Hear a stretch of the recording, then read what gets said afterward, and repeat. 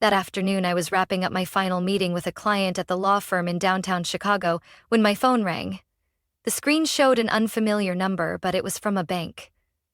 I frowned and answered. "Hello, this is Brad Coleman from Horizon First Bank. I need to verify some information related to a mortgage loan for a property at 720 Glenwood Drive." I blinked. Glenwood Drive? I didn't own any property there. "You must have the wrong person," I replied politely. "I don't have any loans tied to that address." "I understand your surprise," the man said, his voice lowering slightly with hesitation. "But your name, Emma Carter, is listed as a co-signer on a mortgage application under the primary applicant, Madison Carter, your sister." I froze. The pen slipped from my hand and hit the desk. "That's impossible. I've never signed anything related to my sister's loan." "I understand, but the loan was approved 7 months ago. All documents carry your signature. Your parents brought the paperwork to the branch themselves." I held my breath.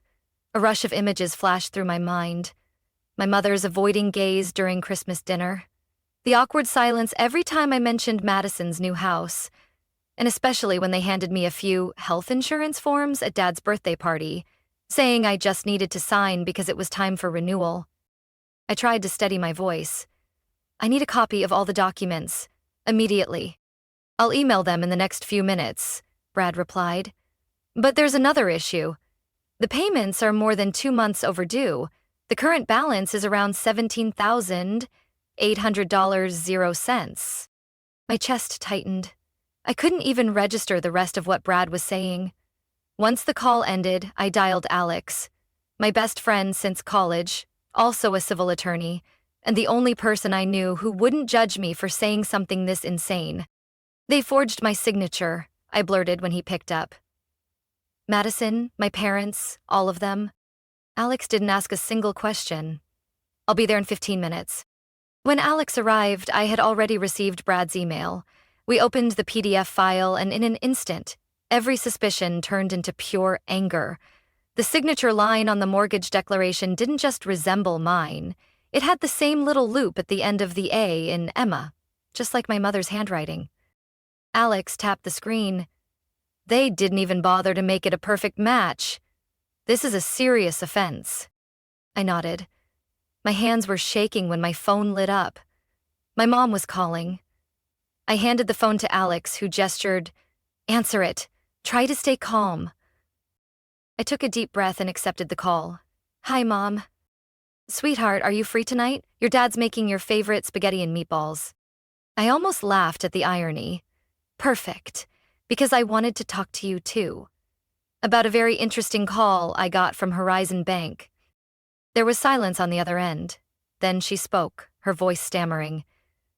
"I was going to tell you soon, really. It's just... Madison needed help, and you're doing so well." "So your solution was to forge my signature? Do you realize this could cost me my job, my law license?" "You're overreacting, Emma. We're family. Families help each other." I clenched my jaw, fighting to stay composed. "Help each other? Or just help Madison? You put me in nearly $18,000, 0 cents of debt, and didn't say a word. Madison will pay it back. She just needs time." I cut her off, staring at the computer screen showing 3 overdue payments. "I'm coming over tonight. Madison better be there too. We need to talk." "Clearly." I ended the call, still shaking. Alex closed the laptop. "Do you want to press charges?" I sank into my chair, feeling like the air had been sucked out of the room. "I don't know," I whispered, "but I need the truth. All of it." Alex placed a hand on my shoulder. "Then we start tonight." I nodded, something shifting inside me, not pain, but resolve. My family wanted to use my success as a shield for their bad decisions. Fine. Now they'll learn what it's like to face a lawyer. Alex returned to my office at 8 p.m., carrying his laptop, a bag of sandwiches, and a look more serious than I'd ever seen. "You need to eat something before you lose it," he said, setting the food down and pulling up a chair. "I've started digging into the bank and 3 other financial companies. This is not just a mortgage. I stared at his screen as files began to pop up. My name, my personal email, my social security number. Emma, he said quietly. There are 3 credit cards in your name, opened in less than 6 months. The combined credit limit is almost $70,000, 0 cents. And they're all maxed out. I collapsed into the chair, my heart pounding. No way. I've only ever applied for 1 card, my Amex from 2019. And that's just the surface, Alex said, flipping to another screen. There's also an unsecured personal loan for $50,000, 0 cents, from a finance company in Iowa, disbursed 4 months ago. And worse, an investment account in your name was used as collateral for a business loan. I jumped up. What? I don't own a business? You don't need to, Alex said calmly. They just needed paperwork and a signature, which they've gotten very good at faking. I paced across the office, mind racing. 7 months. For 7 months, I had lived, worked, and believed my financial life was secure. And in that time, the people closest to me had used my identity as a shield for their debt. Your credit score has tanked, Alex added. When was the last time you checked? About 6 months ago, I answered. It was 812. It's 613 now. I slumped back in the chair, completely drained. My career... Alex, if the firm finds out, they'll start asking questions. If there's an investigation, I could be implicated, just for being the account holder. That's why we need to act fast, he said seriously. I've already contacted Nora, a financial fraud expert at our main office. She's agreed to help, but needs every single document. How much more do you think I don't know? I asked, my throat tight. Hard to say, Alex shook his head.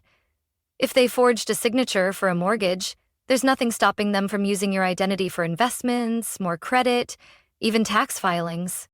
My phone rang. It was Madison. I didn't answer. We'll take it step by step, Alex said, pulling out a folder. First, you need to contact the 3 credit bureaus to freeze your report. Then we'll file fraud reports with every institution that opened accounts in your name without consent. I nodded, still dizzy.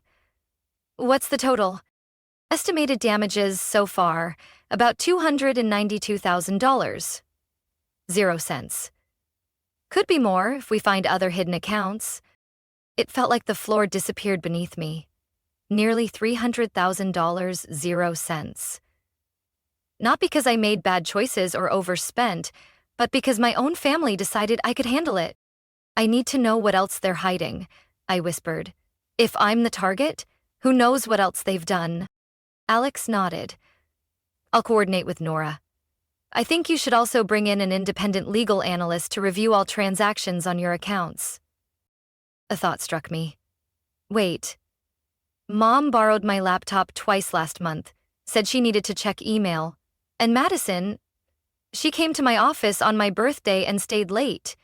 She could have seen account info. Alex opened his laptop, accessed my remote login history. A few seconds later, he turned the screen toward me. There's an unauthorized login from your mom's home IP right after Madison's visit. So that's it, I said, voice hollow. They didn't just take advantage of me. They planned it. Alex paused. What do you want to do next? I looked at him. The answer was clear. No turning back. Tomorrow night, I'll confront them. But not as family. I'm going to let them know I know everything. And this time, I'm not going alone. I stepped into the suburban house my parents had lived in for over 20 years, feeling like a stranger. Everything looked just as it did on Thanksgiving. The worn carpet, the family portrait in the living room, and the familiar scent of roast chicken Mom always made when she was hiding something. Madison sat at the dining table, eyes puffy. My dad stood near the stove, back turned, saying nothing. My mom looked up from the couch with a forced smile. Emma, you're here, she said, like nothing had happened.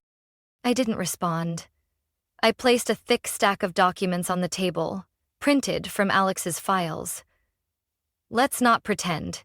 These are copies of every credit account, loan, and investment fraudulently opened in my name. Mom glanced quickly at the file, then looked away. Madison broke down in tears. "You don't understand," she stammered. "I didn't mean to, I just needed a little help with the down payment for the house, and then things got out of control." "Didn't mean to?" I cut her off, my voice cold. "Madison, you used my credit score to take out a $180,000 0-cents loan. You went shopping with credit cards in my name, and you used my investment account as collateral for your own loan. You call that a little help?" That's when my dad finally spoke, his voice low and tired. "She just needed a start. And you already have everything, Emma. A career, money, a reputation. Madison just needed a chance." I stared at him. "So you both thought forging my signature and using my identity as a financial tool was reasonable?" My mom stood up and stepped closer. "We're family, Emma. I know this was wrong, but I believed you would understand. I believed you'd forgive us." I stepped back half a pace. "Forgiveness is not on my to-do list today." Madison grabbed my arm, tears streaming down her face. "I'll pay it back, I promise. I just need time." I pulled out my phone and opened a photo of her credit card statement. "Last month, you spent nearly $9,000, 0 cents at a spa, and $3.50 on designer handbags. How exactly do you plan to pay that back? How much do you earn per month?" Silence. The question sliced through the living room like a blade. "I don't know," Madison admitted, her voice so soft I had to tilt my head to hear. "I don't have a steady job." I nodded.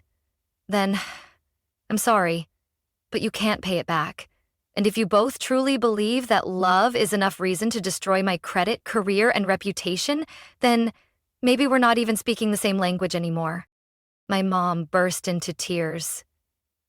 "Emma, please, don't do this. Your sister, she'll lose her house."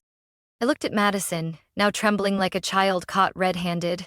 Then I looked back at my parents, the same people who once taught me that honesty was a core value, now standing there hoping I'd just look the other way. "I've contacted a lawyer," I said slowly. "Tomorrow morning, I'm filing an identity fraud complaint with the State Financial Crimes Unit." My dad scowled. "You're really going to take your own family to court?" "I'm not taking anyone anywhere," I replied. "You brought this on yourselves when you chose to exploit me without asking." Madison whispered, "You can't do this. I'm your sister." I took a deep breath, trying to keep my voice steady. "You are my sister, but you're also the person who wrecked the career I spent a decade building. You don't get to steal everything from someone and then ask them to smile and forgive you." My mom collapsed into a chair, burying her face in her hands. My dad stayed silent. Madison could only stare at me, panic in her eyes. I walked toward the door and turned back one last time. "I'm not doing this out of anger. I'm doing it for justice, because if I stay quiet now, there will be a next time. And another after that, until there's nothing left for me to protect." I closed the door behind me, leaving behind the tears, the betrayal, and the endlessly repeated excuse, "We're family." Because for the first time in my life, I realized family is not a license to hurt someone and call it love. 3 days after confronting my family, I was sitting in the office of Solstice James, a senior financial advisor at the law firm I was working with. Alex had made the introduction, and within 5 minutes of meeting her, I knew why. Solstice didn't say much. She simply studied each data line, typing with precision as if decoding a cursed treasure map. I sat beside her, cold sweat soaking the back of my shirt, as I watched the screen fill with numbers and account names I had never seen before. "Emma," she finally said, almost 2 hours into tracing the transactions, "we have a much bigger problem than you think." I looked up. "How big?" "Big enough to call the FBI." I held my breath. Solstice turned the screen toward me. "I've been tracking a series of suspicious transactions from your investment account, used as collateral for a so-called private investment fund named River Pine Growth Fund. Ring any bells? I shook my head. Exactly. It doesn't exist, but several members of the Windmere Golf Club, where your parents are regulars, have invested in it. She pulled up a spreadsheet. I traced the flow of funds. A total of $5,200,000, 0 cents, passed through at least 4 intermediary accounts. 2 in the US, 1 in Belize, and 1 anonymous account in Luxembourg. Oh my God. I pushed my chair back, struggling to breathe. It doesn't stop there, Solstice continued.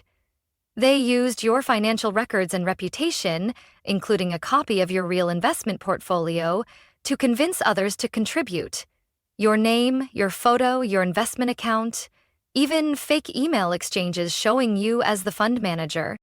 What, they faked my email? They created one nearly identical, e.carter.consult@gmail.com. They also replicated your e-signature. I suspect there's a keylogger installed on your office computer, or a shared device. I dropped my head into my hands, my heart racing. So, they didn't just scam me. They used me to scam others? Exactly. These people believed they were investing in a fund run by a successful young attorney. They trusted your personal profile, your perfect credit score, your job title. It was a sophisticated setup. Just then, Alex walked in with a coffee and a look of barely concealed tension. I got a message from a bank employee. Emma's father and a friend just tried to withdraw $200,000, 0 cents, from a joint account, but the system flagged it and froze the transaction. Good, Solstice nodded. We need to stop them before the money disappears completely. I still couldn't catch my breath. What about the victims? Has anyone come forward yet? Not yet, Solstice said. They're all older, well-respected, and reluctant to admit they were fooled. Some are old friends of your parents. Others were your mom's college classmates. I was stunned. The people who trusted my family most were the ones being hurt the worst. There's someone you need to meet, Solstice said, stepping out briefly. She returned moments later with a woman whose neatly styled gray hair and beige coat I recognized instantly. Mrs. Helen Ward, my former high school teacher and my mother's longtime friend. Hello, Emma, she said softly. She said I could trust you. I stood and shook her hand. I'm so sorry. If I had known sooner. She shook her head, eyes misty. I believed in your mother, in your image. Young, successful, financially savvy. They said you ran the fund. I withdrew my entire retirement savings. My throat tightened. I'll do everything I can to recover that money, I promised. I swear. Alex nodded. We've prepared a full case file. We'll submit it to the Federal Investigation Office in the morning, Solstice added. We're also compiling a complete list of victims. Once the case is launched, they'll receive protection and legal support. I looked at the whiteboard on the wall, covered in sticky notes with victim names, dollar amounts, and transaction dates. It looked like the blueprint of a massive fraud scheme, with my name right in the middle. How much time do we have? I asked. Not much, Alex replied. They're panicking. Wait too long and the money could vanish into other banking systems, beyond our reach. I clenched my fists. Then we start now. That morning, I walked into the Hallridge Bank headquarters with Alex and Solstice, carrying a thick file filled with forged emails, financial statements, IP access logs, and a verified list of fraudulent investments. Frank Delaney, the branch manager, stood up when he saw us, a flicker of surprise and tension crossing his face. Emma? I just met with your parents earlier today, he said, trying to maintain a neutral tone. They claim you're trying to tarnish the family's reputation and even threatened to sue you for defamation. I placed the file on his desk and looked him straight in the eye. Then I suggest you take a look at what I brought with me today. Frank sat down, opening the documents, reading each page slowly. The calm in his eyes gradually gave way to concern. especially as he reviewed Solstice's analysis of the suspicious transactions, specifically the money trail from the Riverpine Growth Fund to anonymous offshore accounts. "Oh my God," he exhaled as he reached the IP address report. "All mortgage applications, investment activity, and credit card openings were executed from the same location, your parents' home." Solstice nodded.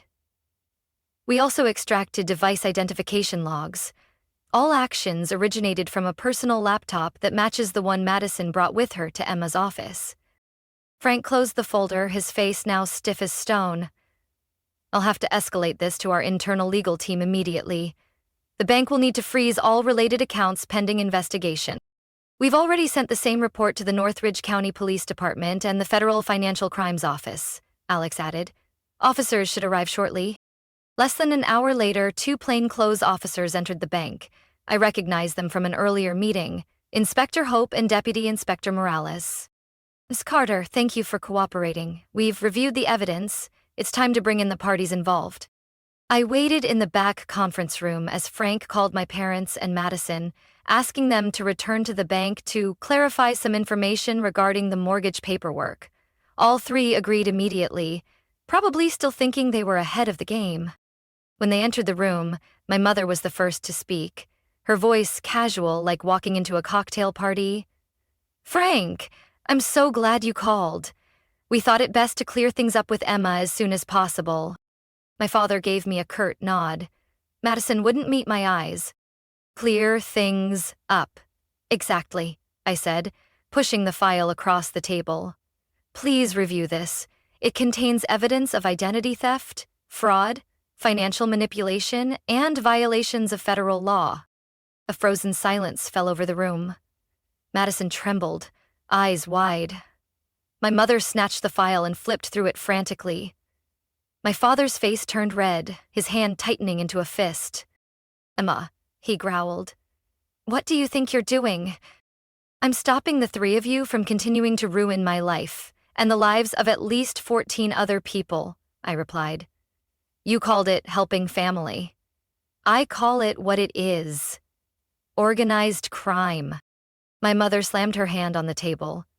"You're going to put your entire family in jail over a few mistakes? Madison is your sister." "No," I said, locking eyes with her. "I'm bringing criminals to justice, no matter what last name they have." At that moment, the 2 officers stepped forward, flashing their badges. "Gordon Carter, Helen Carter, Madison Carter, you are being placed under arrest under a summons from the Federal Financial Court for charges of fraud, financial crimes, identity theft, and operating an unlicensed investment scheme." My mother's jaw dropped. This is a mistake. We're the victims. She made this up." Madison broke down in tears. "I didn't know anything about those offshore accounts. I just helped Mom and Dad convince a few friends to invest." My father tried to stand, but Morales stepped in. "Sir, we advise you remain silent. Anything you say now may be used as evidence in court." As they were led out of the room, my mother looked back at me, eyes filled with fury. "You'll regret this, Emma. Families don't do this to each other." I said nothing. I simply watched until the 3 of them disappeared behind the glass door.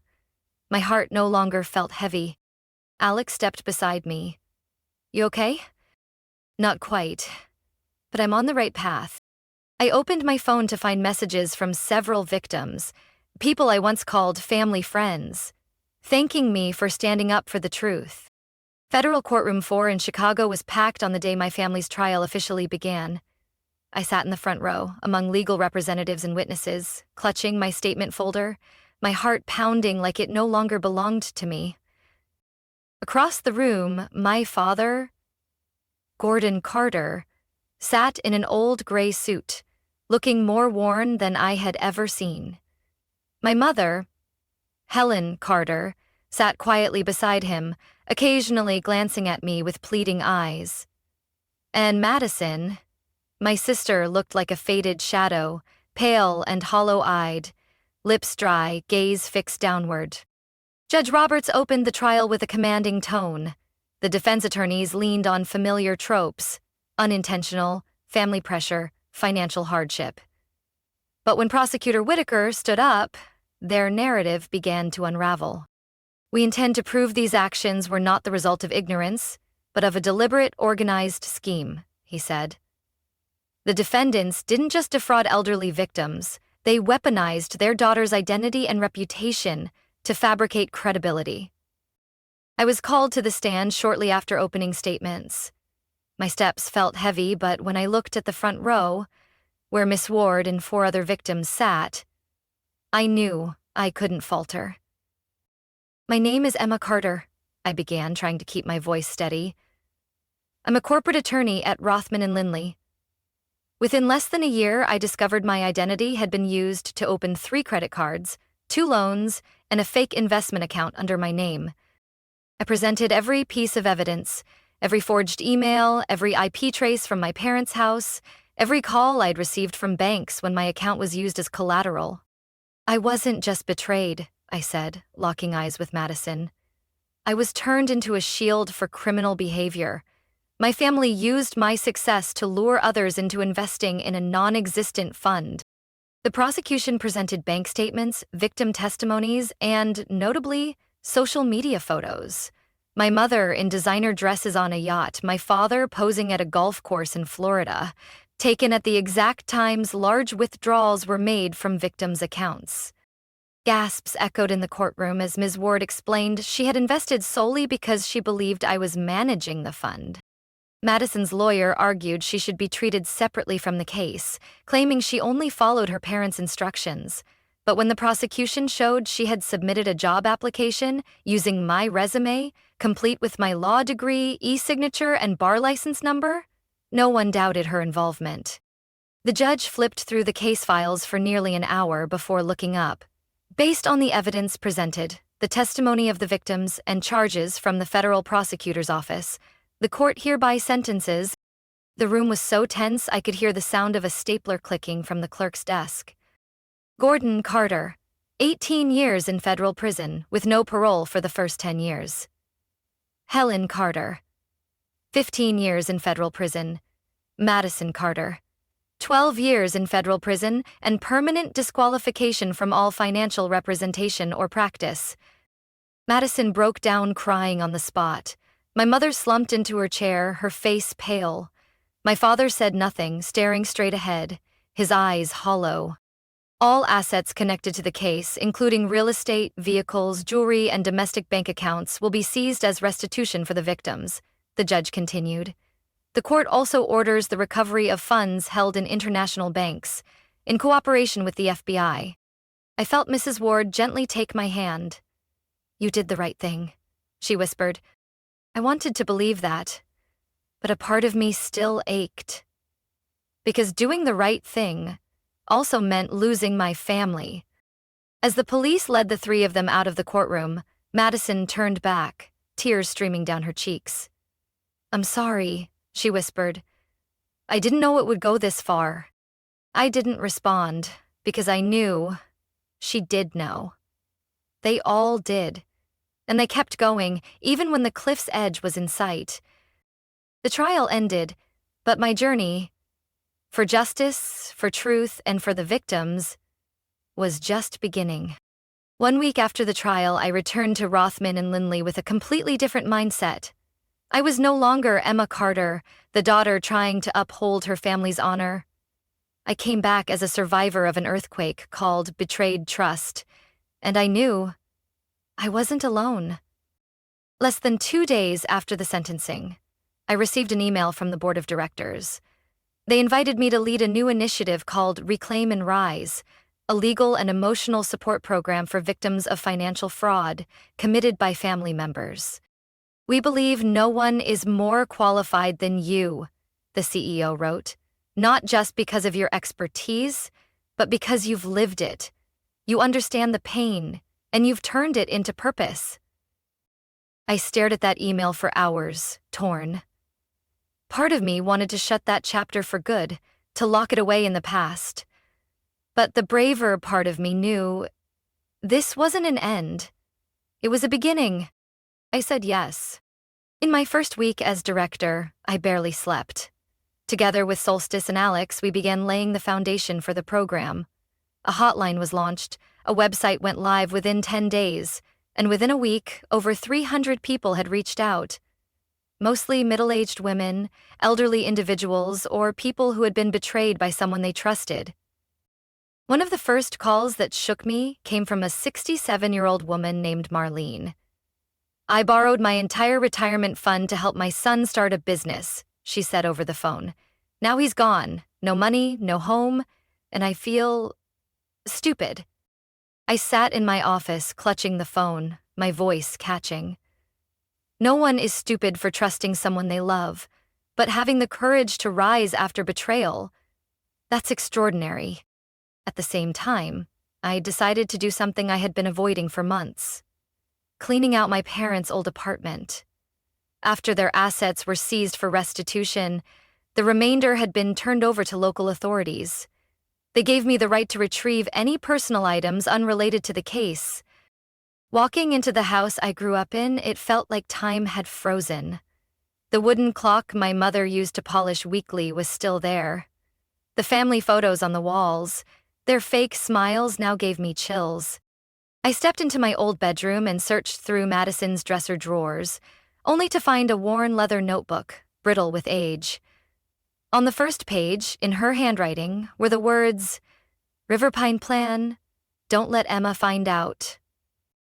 I closed my eyes and took a deep breath, not in anger, but to let go. That evening, I held the first support group meeting in a small hall sponsored by the firm.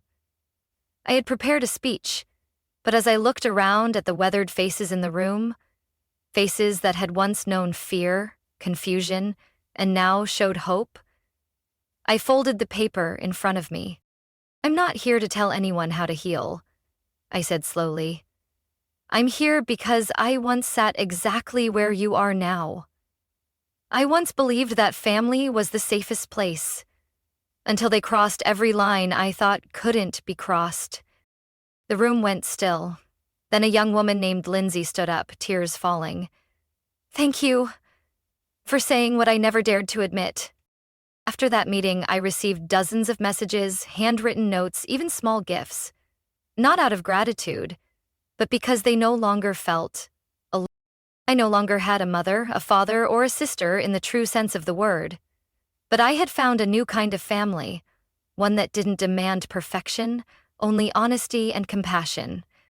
One autumn afternoon, I sat on a bench near the office, watching sunlight filter through the leaves. Solstice arrived, holding 2 cups of coffee. "Emma, do you think you'll ever forgive them?" she asked gently.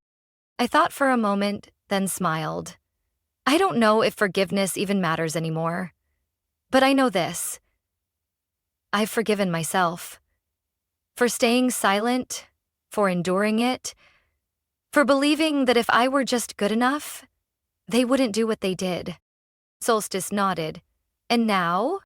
I looked toward the skyline, where so many people were trying to rebuild their lives. "Now, I use my voice to protect the ones who never had a chance. That's how I begin again. That's how I choose to go on." That evening, I stood alone in the auditorium where Reclaim and Rise held its first conference. The room was empty, the chairs stacked, warm golden lights glowing on the stage, where I had just shared my story with hundreds of others. People who had also been betrayed by family. On a small table in the corner sat dozens of handwritten notes, messages left behind by attendees.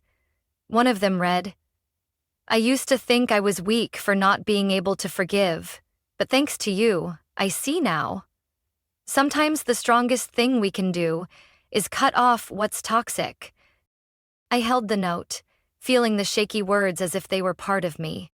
For years, I had fooled myself into believing that love meant enduring, that preserving the image of family was sacred. But now I understand. Real strength doesn't lie in quietly absorbing pain. It lies in speaking up, in protecting ourselves and others from the cycle of abuse and lies. I used to be the daughter who tried to please everyone, who thought that if I worked harder, was kinder, more successful, my family would truly love me. But the truth is, love is not something you earn by trying harder. It's given freely, with respect and presence. And if it doesn't come with those things, it's not love. It's possession. I remembered the day I stood in court, testifying in front of the 3 people I once thought were my anchors. In that moment, it wasn't just pain in my heart. It was a quiet resolve. Never let anyone else go through this without someone in their corner. Since then, I've met hundreds of people. A single mother betrayed by her own brother who took out a loan in her name and disappeared. An elderly man living on disability whose daughter used his name to buy a luxury car. A young college student burdened with debt after his parents used his identity to apply for a loan for his younger sibling's tuition. Different stories, same heartbreak. The betrayal of someone you once loved without question. And I began to realize, sometimes we have to redefine the word family. Family isn't blood. It's not about shared names or shared roofs. Family is where you're safe from exploitation, where trust is honored, not abused, where you don't have to prove your worth to be loved. I looked up at the banner hanging behind the stage, the program's motto in bold white letters: "Justice begins with truth." Alex stepped in through the side door, carrying 2 cups of hot tea. He handed me one and sat down in the chair beside me. "You did great today," he said. "Not just for what you shared, but for how you made people feel like they're not alone anymore." I smiled. I just don't want anyone going through this to feel weak or wrong for choosing to walk away. Your old family. Alex hesitated. "Do you ever think about forgiving them?" I looked out the window, where the sunset was slowly fading. "I don't hold on to hatred," I replied. "But forgiveness doesn't mean letting them back in. Forgiveness is for peace of mind, not a second chance for them." Alex nodded. "I get that." I turned to him, my eyes steady. "I'm no longer chasing love from people who hurt me. I'm building a new kind of family. One made of people who listen, who respect, who care. People like you, like Solstice, like everyone who stood up today and told their story." I raised my cup of tea. To truth, to courage, and to a new definition of family. Alex clinked his cup against mine. To the new beginnings we choose. And as night gently settled outside, I knew my life was no longer tied to the past. I had lost a family, but I found myself. And from that, I began to rewrite what family meant. With my own hands. Emma's story is a powerful reminder that family doesn't always mean safety or love. Sometimes the deepest wounds come from those closest to us. But Emma proved that true strength lies not in staying silent to protect a false image, but in standing up, choosing truth, and protecting herself and others from harm. She not only reclaimed her dignity, but turned her pain into purpose, helping others step out of the shadows. What do you think about Emma's journey and her brave choices? Share your thoughts in the comments below, and don't forget to follow the channel for more raw, heartfelt, and inspiring family stories.